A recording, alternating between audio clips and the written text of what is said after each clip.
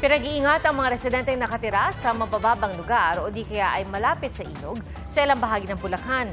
Nasira po kasi ang rubber gate ng Bustos Dam. Saksi si Jamie Santos. Di maiwasang mabahala ng ilang residente ng Pulilan, Bulacan. Nagbabala kasi ang lokal na pamahalaan ng Pulilan, gayon din ng Bustos, Kalumpit at Ubando. Kasunod ng pagkasira ng rubber gate 3 ng Bustos Dam nitong hapon. Kinakabahan po kami dahil unang-una po sa lugar po namin, napakababa po noon. Paano po kung mangyari na lumubog, wag naman sana. Kasi pati pag-aanap po namin po talagang maipiktuhan. Nakaka-nervous din kahit tag-araw. Siyempre hindi mo rin iisipin na kahit tagtuyot ngayon, marami pa ring tubig doon. Talagang kakabahan po kasi yun po tubig po yun. Malaking perisyo po yun. Hindi natin alam kung kailan siya pwedeng bumigay. Pero wala raw dapat ikabahala sa pagkasira ng rubber gate ayon sa Bulacan Provincial Disaster Risk Reduction Management Council.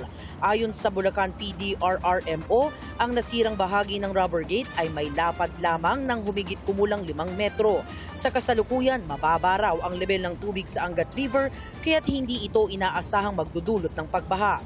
Dagdag pa nila, ang kabuuang lalim ng tubig sa Bustos Dam ay nasa 17.38 meters, kung saan ang rubber gate ay nakapatong lamang sa 15 meters.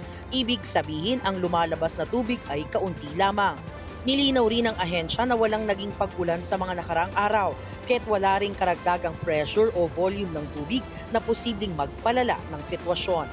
Ang rubber gate na nasira, ito yung rubber gate 3 at kadahilanan ng biglaang pagsingaw nito dahil sa init ng panahon ay nagdulot lang ng pag-replace ng rubber gate. Para sa GMA Integrated News, ako si Jamie Santos, ang inyong saksi.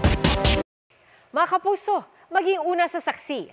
Mag-subscribe sa GMA Integrated News sa YouTube para sa iba't ibang balita.